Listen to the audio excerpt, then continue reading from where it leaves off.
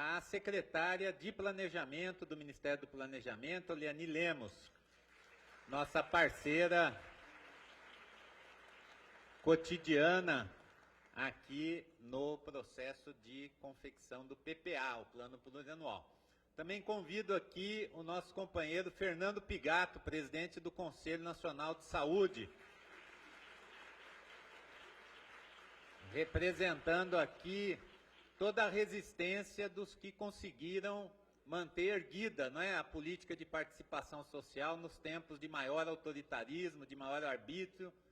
Dentro da política de extermínio do povo brasileiro na pandemia, o Conselho Nacional de Saúde teve um papel destacadíssimo, né? E a gente gostaria muito, né, de contar com a presença dele.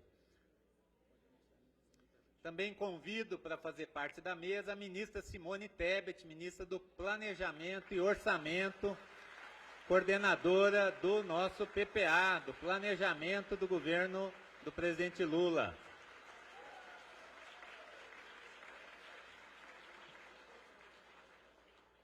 Obrigado, ministra.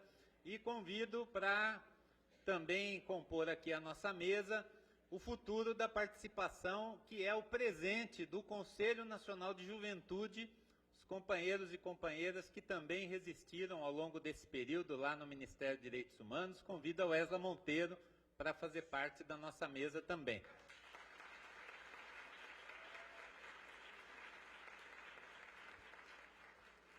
Quero registrar aqui, com muita alegria, né, a presença de todo o corpo diretivo da Secretaria-Geral da Presidência, né, e saúdo a todos e todas na nossa secretária executiva, Maria Fernanda, né, que está aqui com a sua equipe, também a secretária Kelly, o secretário Sorriso, o secretário Wagner Caetano não está presente, porque já está a caminho de Portugal, que é a próxima viagem internacional do presidente, e também pessoal do Ministério do Planejamento também presente, né? Saúdo aqui na figura do secretário Totó, que somos duas equipes que nos integramos nesse processo. Sentem, por favor, vamos dar início aqui ao nosso fórum. Eu queria convidar para compor nossa mesa também o secretário de Participação Social, Renato Simões, que está aqui fazendo o papel do cerimonial também.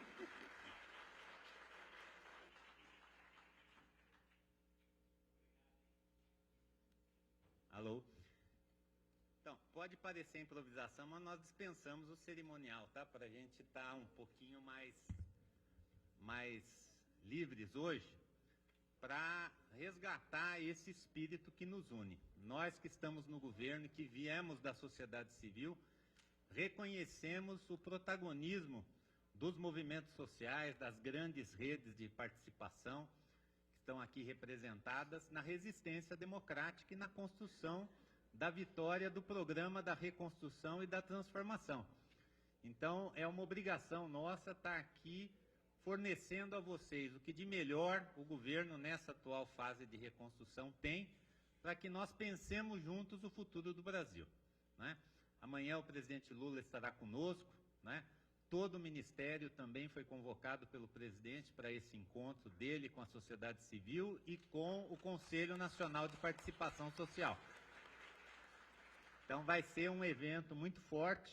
Nós tivemos que deslocar o evento para um auditório maior, mais seguro, mais cômodo, com mais acessibilidade, para que amanhã a gente tenha condições de ter esse grande encontro com o governo como um todo, o presidente e todo o seu ministério, discutindo com a sociedade civil o futuro do país, né, os próximos 4 anos, que abrem um ciclo muito maior, como a ministra Simone vai explicar, né? Nós queremos pensar um ciclo muito grande de reconstrução e transformação social do Brasil. Eu vou passar a palavra imediatamente aqui ao ministro Márcio Macedo, porque o presidente chamou uma reunião com todos os governadores de estado para hoje, né, voltando da China, né, já voltou engatado, nem o fuso aéreo já se dissolveu, já chamou uma reunião com todos os governadores hoje, e o ministro Márcio Macedo vai acompanhar essa reunião, de modo que ele vai ser o primeiro, né, e estará conosco também mais vezes, né, ao longo da programação, mas nesse momento ele vai falar e atender a convocação do presidente, né? Afinal de contas, esse é um governo que não para, não é isso, ministro? Diz que botaram um tal de correria na Casa Civil, que é para dar um ritmo. Ministro, com a palavra, por favor.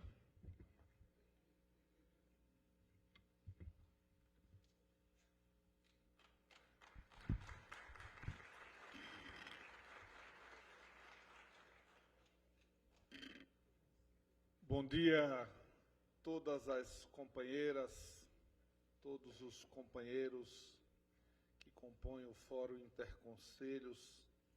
É uma alegria imensa de estar aqui com vocês, porque a certeza, Aristides, que o Brasil voltou. A participação popular voltou, a participação social voltou.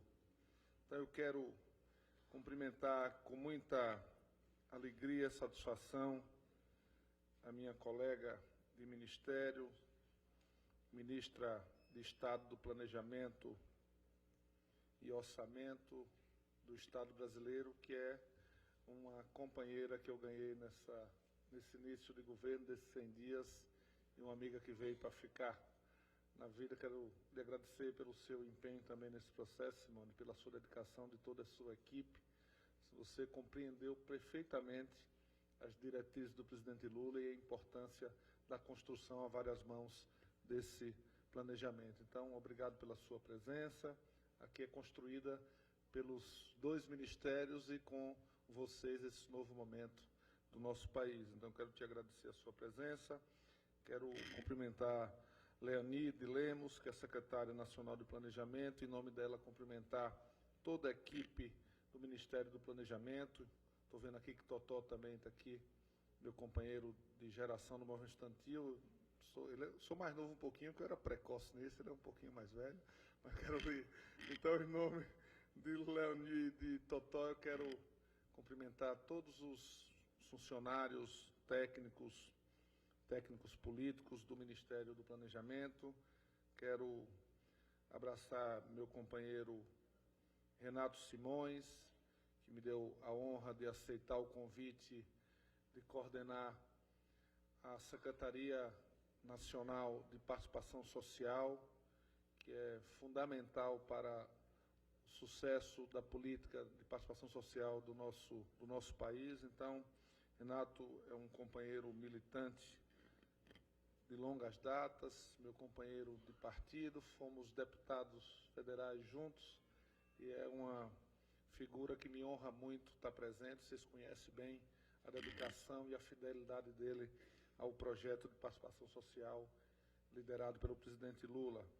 Quero cumprimentar meu querido companheiro Fernando, que preside aqui um dos conselhos que resistiu ao tsunami do fascismo, do autoritarismo no nosso país, resistiu com muita bravura.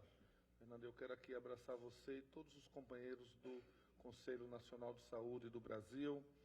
Quero cumprimentar o Esla Monteiro, que assim como o Conselho de Saúde, o Conselho de Juventude também resistiu a essa onda fascista que tomou conta do nosso país. Eu quero cumprimentar toda a juventude que está aqui presente e que nos acompanham pelas redes sociais e pelos meios de comunicação do nosso país.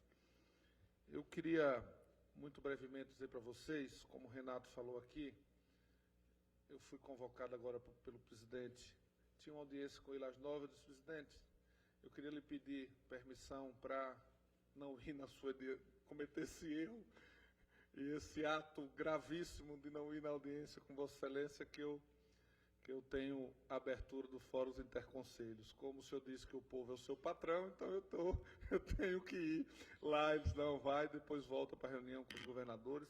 A Simone também vai ter que entregar agora o arcabouço fiscal no Congresso Nacional, também nessa mesma reunião, lá depois junto. O presidente vai entregar ao presidente da Câmara e ao presidente do Senado. Então, nós vamos participar desse primeiro momento e vamos para lá, mas durante esses 2 dias nós vamos estar juntos aqui, conversando, dialogando. Estou muito feliz aqui de ver caras da luta histórica, rostos que eu conheço da luta, e também novas lideranças, novos companheiros que estão das diversos movimentos sociais do nosso país que estão aqui presentes hoje.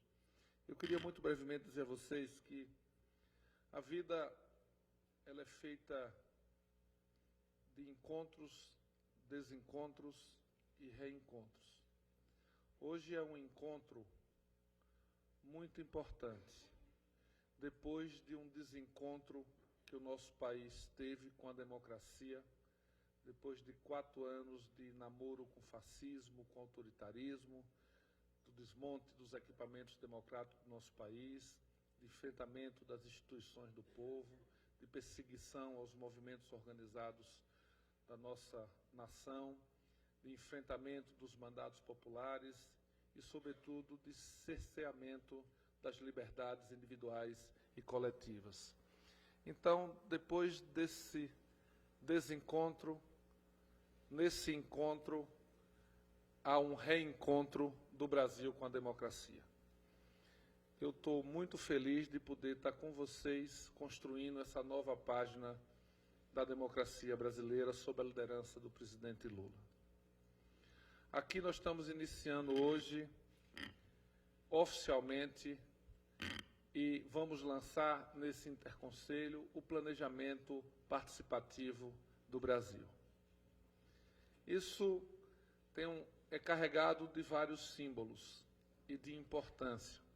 O planejamento participativo será composto de 3 fóruns como esse, interconselhos, de 27 plenárias em todos os estados da federação, que se Deus me der saúde e a Simone, nós estaremos em todas as plenárias nos 27 estados da federação e teremos a maior plataforma, Júlio, de participação pela internet já vista no Brasil, para possibilitar que todos e todas, brasileiros e brasileiras que queiram participar e botar suas impressões digitais no governo do Brasil, possam ter acesso e assim fazer. Então, é um momento de retomada da participação social no nosso país. Aqui estão conselhos, representantes desses conselhos que permaneceram ativos no processo de enfrentamento do fascismo. Outros que estão em reconstrução. Então, eu acho que esse momento é um momento que nós possamos nos unirmos para mostrar ao país que a sociedade organizada é muito importante para que um governo possa errar menos e possa cumprir as suas promessas de campanha que foram aprovadas e validadas nas urnas e que possam ter um projeto democrático e popular. É fundamental a construção coletiva para que nós tenhamos acertos. Nós não podemos errar. Há um processo de enfrentamento das teses populares no mundo inteiro. Há uma tentativa da ultradireita se organizar no mundo inteiro, e no Brasil não é diferente. Eles se apropriaram com tecnologia e com muito recurso dos instrumentos das redes digitais. Tem um submundo que acontece hoje nas redes digitais que nós ainda não nos apropriamos adequadamente do diagnóstico para poder enfrentar. A nossa ação na superfície das redes digitais é muito importante. A nossa ação militante, como fazemos nas ruas, precisamos fazer nas redes, para poder enfrentar esse movimento fascista, autoritário, que enfrenta as liberdades sociais, que incentiva homens e mulheres a invadir escolas, a assassinarem crianças, porque isso é fruto de 4 anos de pregar a violência. Quem planta vento, colhe tempestades. É assim que se diz. Então, não se planta milho e se colhe feijão. Então, foi plantado nesses 4 anos violência, intolerância, e hoje acontece no Brasil cenas terríveis como nós estamos vivenciando. De crianças sendo assassinadas com machadinhas, de meninos querendo atirar em outros coleguinhas. Então, esse tipo de situação nós temos que enfrentar, para que isso não aconteça mais no nosso país. E uma das formas de enfrentar isso é uma presença firme do governo, mas é uma presença também da sociedade, construída a várias mãos. Esses problemas não são problemas isolados, são problemas da sociedade que nós só resolveremos em conjunto, governo, sociedade. Então, eu estou aqui e vou reafirmar pela terceira vez, muito feliz de poder fazer a abertura desse interconselho que está aqui, presente os conselhos, como eu falei, ativos e em reconstrução, está aqui representante dos movimentos sociais, das diversas matizes ideológicas, das diversas áreas de atuação, para que a gente, respeitando todas as diferenças e toda a pluralidade, poder construir um projeto nacional plural, representativo e participativo. Assim como a democracia representativa é fundamental para a construção da democracia, a democracia participativa é fundamental para esse estado de bem-estar social e poder ter uma sociedade harmônica, feliz e responsável para com os seus filhos. Então, viva o Brasil, viva o governo do presidente Lula e viva a participação social do nosso país. Muito obrigado.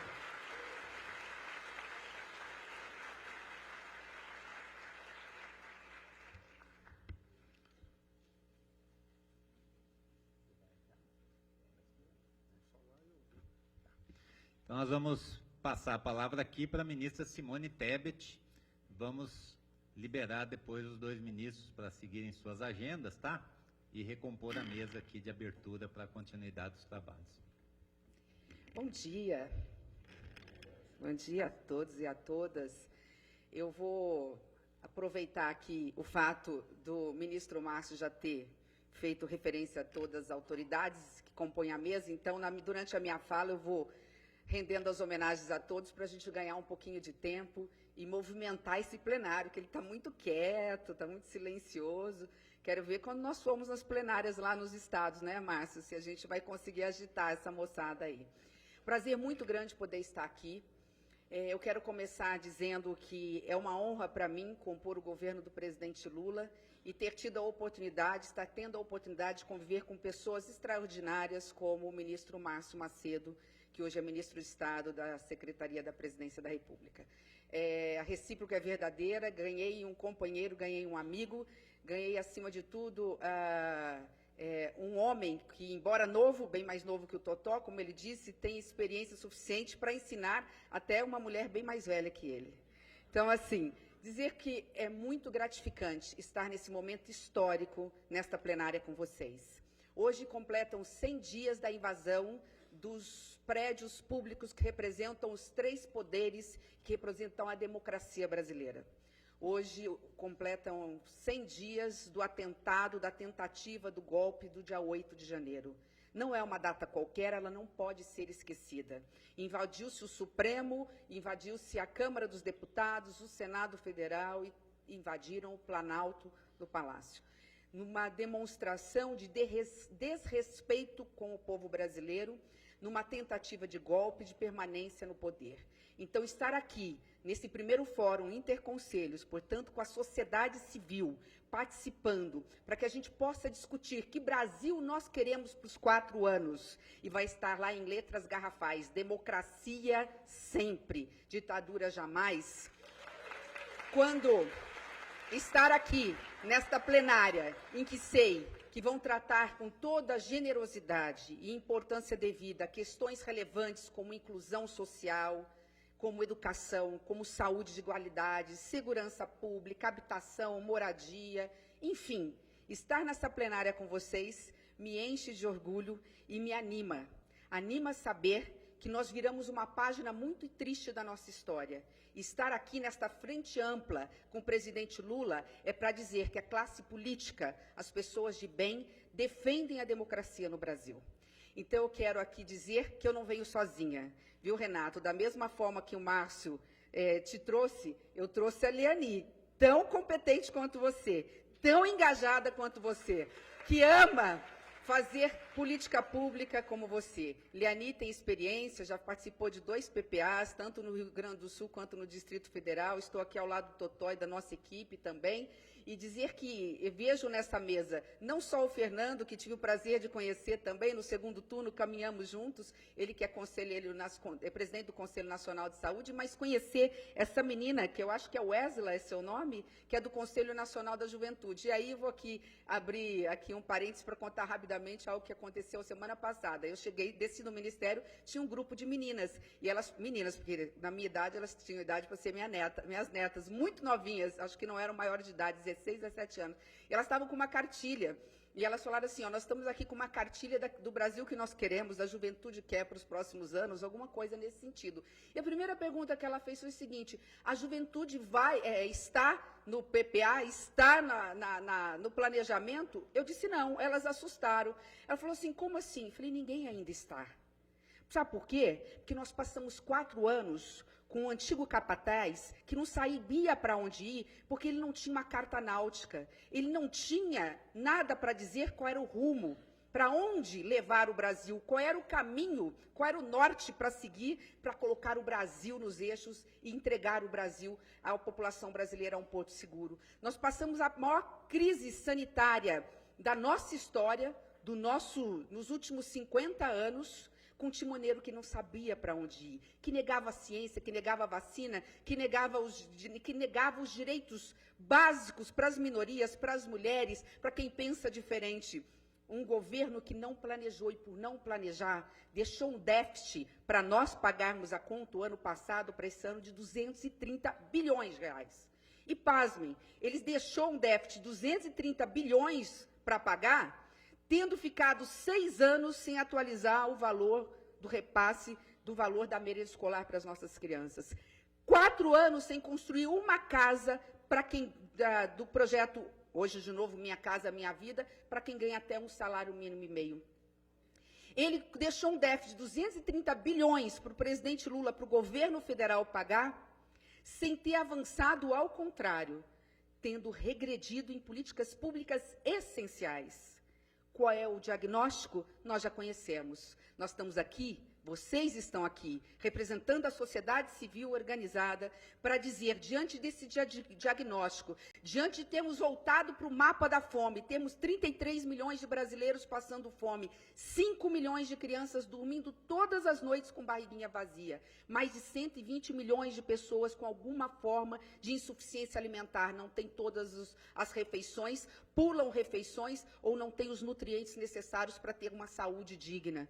Diante desse diagnóstico de nós temos crianças, a maioria das nossas crianças, aliás, a maioria não, mas quase metade das nossas crianças, 45, 46% das nossas crianças que chegam aos 16 anos não têm conhecimento básico de matemática, não têm o conhecimento ideal de leitura e de ciências. Diante desse cenário que nós já conhecemos, que Brasil nós queremos para 2024, 2025, 2026 e 2027? Quem vai dizer? São vocês. São vocês que estão lá na base, que são lideranças, que representam a sociedade e sabem, porque convivem com ela, quais são as prioridades que nós temos. Claro, nós temos que cumprir, e nós já estamos cumprindo os compromissos de campanha do presidente Lula. Afinal, ele foi legitimamente eleito, o povo elegeu diante de uma cartilha que foi apresentada, e aquilo tudo vai estar no orçamento, está no orçamento que nós estamos mandando para o Congresso deste ano, do ano que vem, dos próximos 4 anos. Mas nós estamos falando de algo muito maior.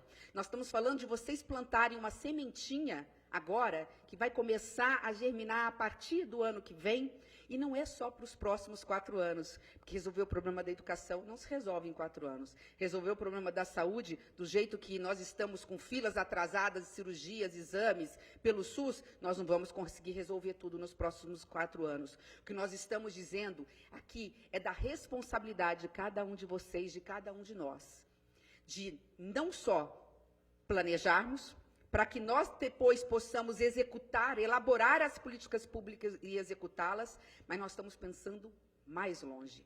Esse PPA é diferente de todos os outros. Ele vai ser o mais participativo, porque ele também vai ter a plataforma digital. Mas ele vai mais longe, ele vai ter a transversalidade. Não dá mais para falar de políticas públicas, de um Ministério do Meio Ambiente, o Ministério da Educação, o Ministério da Saúde, o Ministério da Justiça e falar onde entra o gênero, onde entra a mulher aí? Onde entra a raça, onde entram os negros, onde entram os povos originários, onde entram as minorias. Então, nessa transversalidade, essa talvez seja o maior desafio. E eu não quero aqui monopolizar, eu vou terminar também, porque estamos na agenda, mas acho que o maior desafio não é elaborar o PPA. Os senhores e as senhoras têm experiência, quantos aqui já não participaram do PPA, do primeiro PPA do presidente Lula, ou não sei se não eram tão velhos assim, né? Do segundo PPA do presidente Lula, do primeiro PPA da presidente Dilma, do segundo PPA, quantos já participaram? Só que agora o desafio maior, porque os retrocessos civilizatórios são maiores.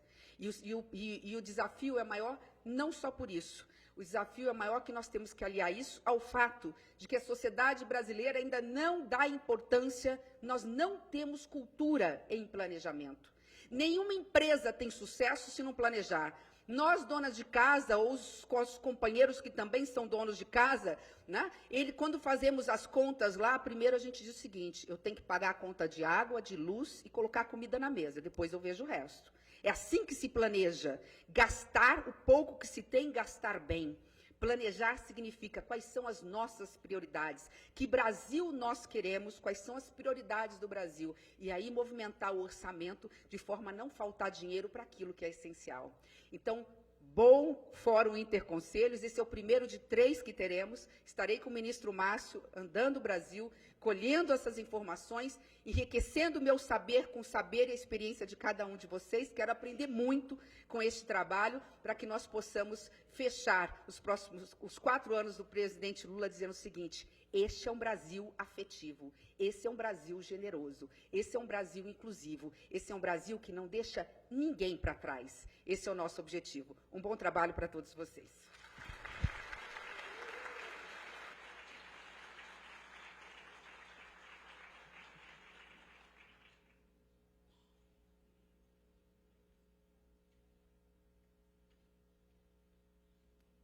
Muito bem. Então, vamos também agradecer a presença da ministra Simone, né? Entender aí que ela precisa cuidar do Congresso Nacional para que ele cuide de nós também, né? Nem sempre é fácil. Então, boa sorte aí a nossa ministra. Bom, vamos improvisar aqui no cerimonial, porque não dá para manter 2 cadeiras vazias aqui, né? Então, assim, eu vou chamar para compor a mesa aqui conosco 2 pessoas que aleatoriamente eu sorteei aqui, uma delas para fazer lobby para minha função de filósofo, né? Vou reforçar a mesa, queria convidar o ministro Renato Chanine Ribeiro para estar conosco aqui. Uma alegria vê-lo na batalha, né?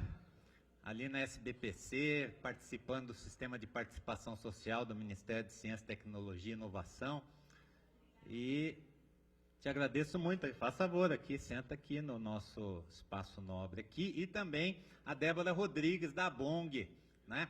Queria te convidar aqui, ela que...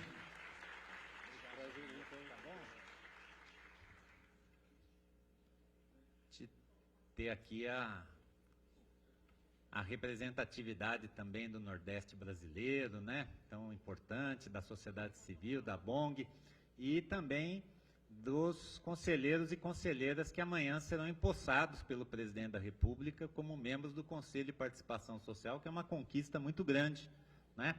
Da participação social no nosso país. Então, aqui sempre cabe mais um, né? Na participação social é assim, os quadradinhos todos estão aí para serem preenchidos e também modificados quando necessário. Eu vou pedir então, agora, que o Pigato e a Wesley, que já tinham sido encomendados para a mesa aqui, né? Já tiveram a oportunidade de se preparar, para que eles possam fazer breves falas também de saudação em nome de todos e todas vocês, né? Para que a gente possa iniciar esse processo de diálogo da sociedade civil brasileira aqui no nosso encontro. Vamos começar pela Wesley, pode ser? Beleza, onde você quiser, pode usar a tribuna, pode usar aqui o microfone.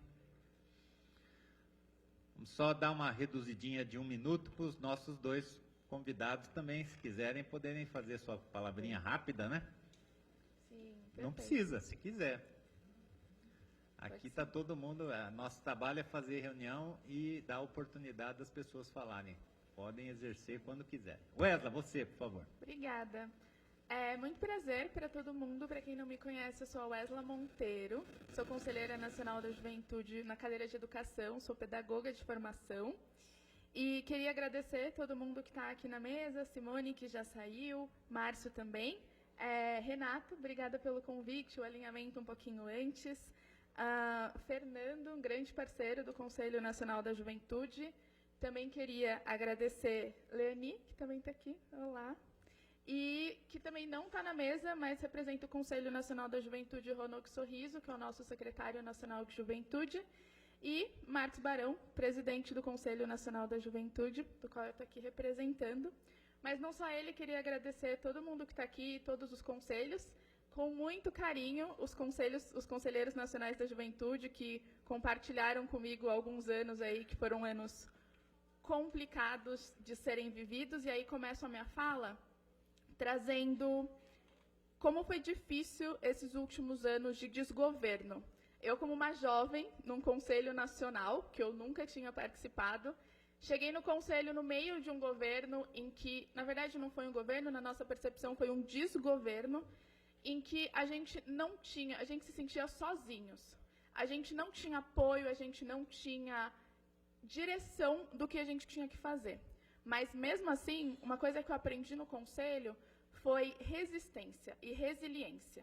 Por mais que a gente não tivesse a parceria da secretaria, de forma geral, que a gente não tivesse parceria e apoio do governo, a gente conseguiu realizar muitas coisas interessantes e relevantes. Acho que o primeiro ponto foi a gente existir, e aí quem está aqui de outros conselhos sabem o quanto a gente lutou para que os conselhos não fossem desfeitos. Inclusive o Conselho Nacional da Juventude, por muitas vezes e muitas reuniões, a ideia é que ele não existisse mais, mas como ele foi estipulado por lei, ele não poderia ser desfeito. Mas, apesar de todo esse contexto, a gente também conseguiu, e aí a gente teve a pandemia e diversas coisas, mas a gente conseguiu trabalhar em alguns aspectos. E aí trago aqui 3 exemplos do que a gente fez no Conselho. Um primeiro foi ouvir os jovens. A gente está aqui ouvindo a sociedade civil, os conselhos, mas a gente realizou uma pesquisa chamada Pesquisa Juventudes e a Pandemia do Coronavírus, em que a gente ouviu 118 mil jovens de todo o país para ouvir o que se passava na pandemia com eles, como eles se sentiam, quais eram as prioridades. Isso foi muito importante para nortear o nosso trabalho. Mas a gente não só ouviu o jovem, como a gente entendeu que trabalho era uma questão muito relevante para os jovens. Por isso, a gente criou um programa chamado Juventude Empreendedora, que ajudou 49 mil jovens de todas as regiões do país, em diferentes municípios, para que eles conseguissem empreender mesmo na pandemia. A gente sabe que é difícil, é muito difícil, mas a gente trabalhou muito, sem a ajuda do governo, para que isso acontecesse. E um terceiro ponto que eu também queria trazer é que a gente fez um estudo, e aí trazendo a temática da nossa conversa sobre o PPA. A gente fez um grande levantamento dos últimos PPAs e qual foi o investimento feito na juventude. Acho que vale lembrar que hoje somos quase 50 milhões de jovens no país. 1/4 da população é jovem. Isso também chama uma atenção, porque hoje 1/4 da população é jovem, mas daqui a 40 anos essa população não vai mais ser jovem. Vão ter 65 anos ou mais. Então é essencial que a gente consiga colocar a juventude dentro do nosso planejamento. Como a secretária acabou de trazer, a juventude é essencial para que a gente consiga trabalhar, desenvolver o nosso país social e economicamente. Voltando para o estudo que a gente fez um levantamento de como as juventudes saíram do planejamento do governo nos últimos anos. O último PPA, inclusive, o que está em vigor até agora, a gente não tinha planejamento nem orçamento para a juventude. Ou seja, todo mundo sabe, se não tem orçamento, não tem política pública. Como a gente não tem política pública para 1/4 da população brasileira? Pensando no orçamento que a gente tinha destinado para a juventude, 93,3% dele não foi sequer utilizado. Isso é muito grave quando a gente pensa que é 1/4 da nossa população. Por isso, finalizando a minha fala, para dar espaço para as outras pessoas que estão aqui, Eu estou muito contente, mesmo sendo mais jovem, com pessoas incríveis aqui, que eu espero que a gente aprenda muito entre hoje e amanhã. Eu estou muito contente da gente estar aqui conversando, dialogando. A sociedade civil, a participação social é essencial para que a gente consiga ter não só boas políticas públicas, mas políticas públicas que atendam às reais necessidades das pessoas, principalmente, no meu caso, das juventudes brasileiras. Porque a juventude, como a secretária comentou, não é o futuro. Foi o passado também, mas é principalmente o presente. Muitíssimo obrigada. Espero que a gente construa coisas essenciais que fiquem não só para agora, mas como uma marca para o futuro. Obrigada. Obrigado, Esla. Fernando Pigato, por favor, presidente do Conselho Nacional de Saúde.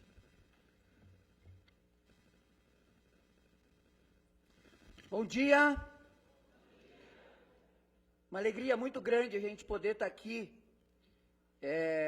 porque a reinstalação deste Fórum Interconselhos já é mais um passo na reconquista da democracia e nós precisamos radicalizar a democracia nesse próximo período. Queria agradecer o convite, né, feito pelo Renato, né, e parabenizar a Secretaria-Geral da Presidência, o ministro Márcio Macedo, que esteve conosco.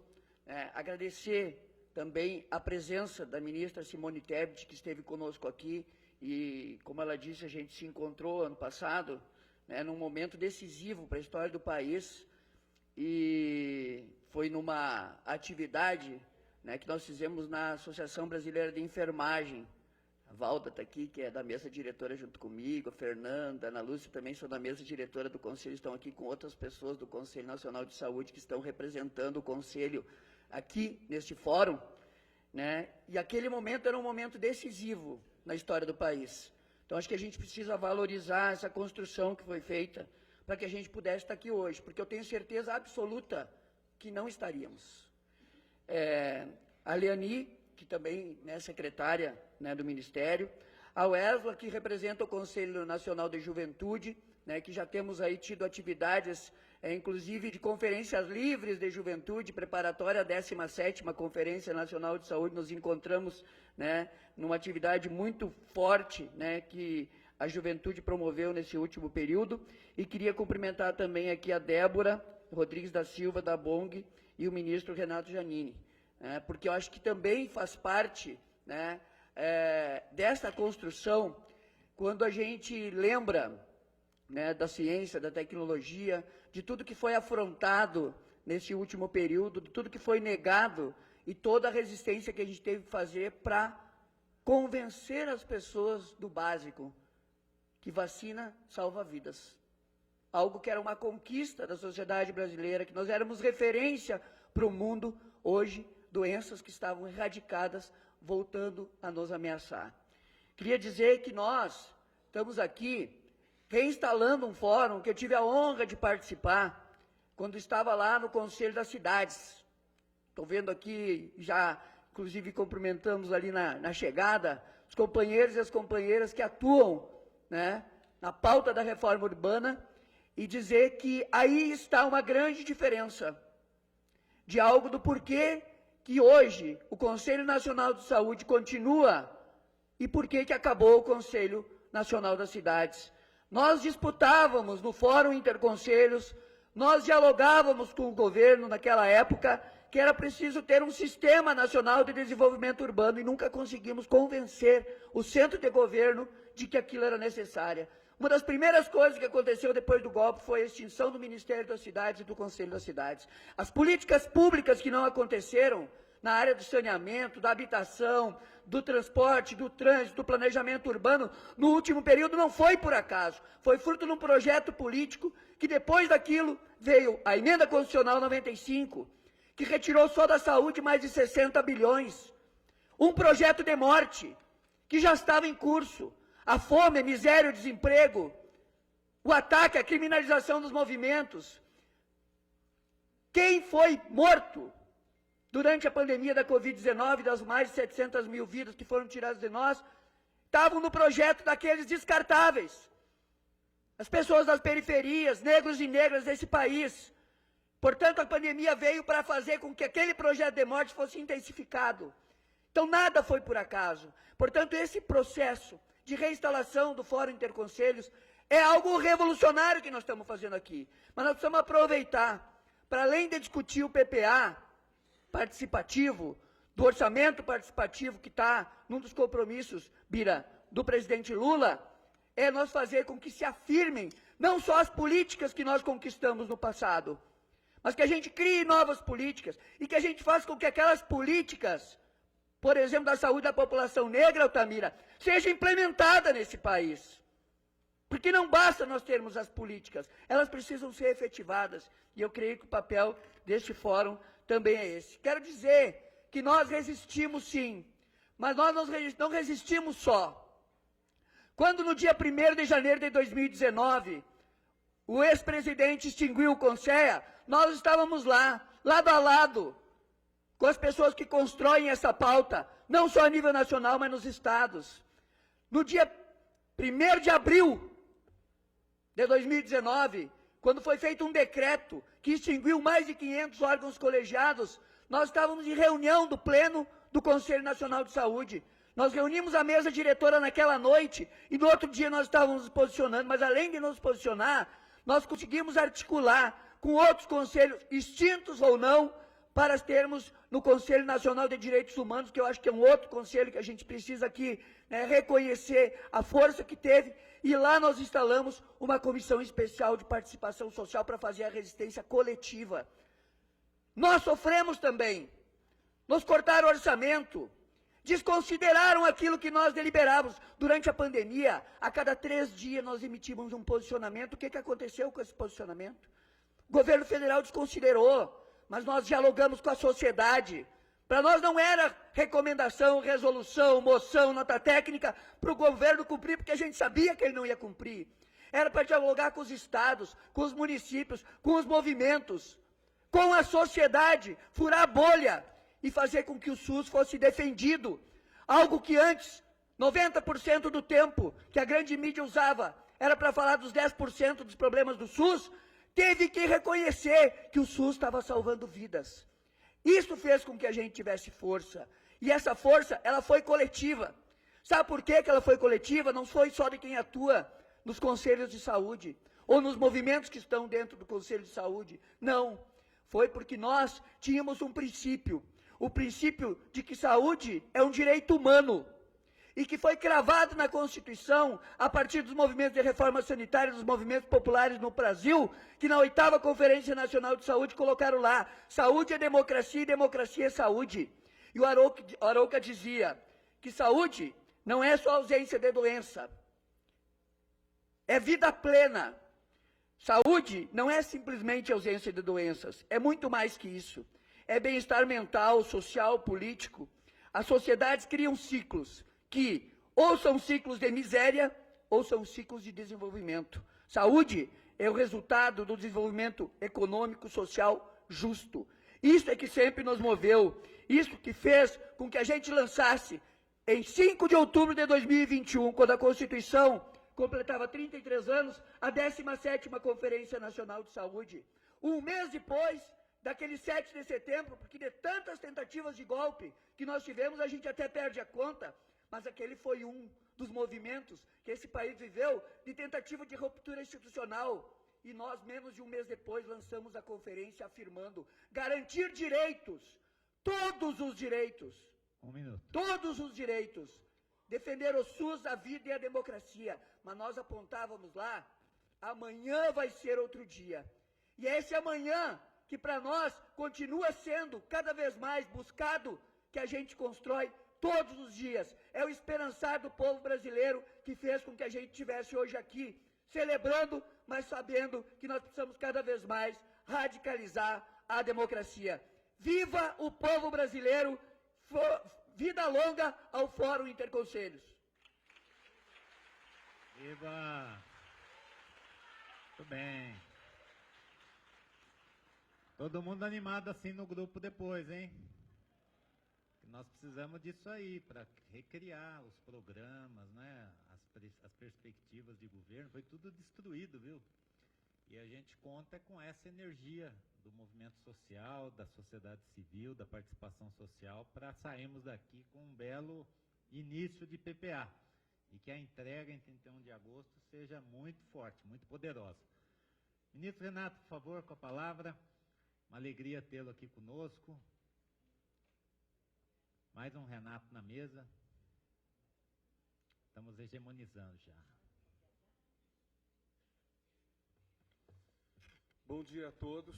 Muito grato de ter sido convidado para falar, para figurar na mesa, pelo Renato Simões, secretário da Secretaria-Geral da Presidência da República. Muito contente de estar aqui.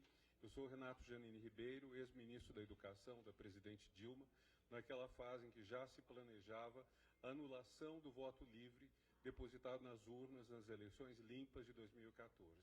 E, atualmente, sou presidente da SBPC e estou aqui como membro do Conselho de Ciência e Tecnologia da Presidência da República, assim como a professora Helena Nader. Por favor, Helena, levante um instante, que é a presidente da Academia Brasileira de Ciências, e o professor Odir Delagostin, que preside o Conselho das Fundações de Amparo à Pesquisa nos Estados. E nós estamos aqui, a SBPC é a maior sociedade científica da América Latina, tem 170 sociedades científicas afiliadas, tem milhares de sócios, e nós estamos muito contentes com a volta das pautas éticas, das pautas decentes, das pautas para um Brasil, um mundo melhor, recuperando a ciência, a educação, a inclusão social, o meio ambiente, enfim, a cultura. Várias questões são da mais alta importância, e se alguém de vocês teve a oportunidade de ver o Fantástico no domingo, houve um programa de quase 15 minutos, que na TV é uma eternidade, em que Helena, eu, o Odir, todos participamos. O Odir forneceu os dados que mostram a calamidade que foi a destruição da ciência, o corte de bolsas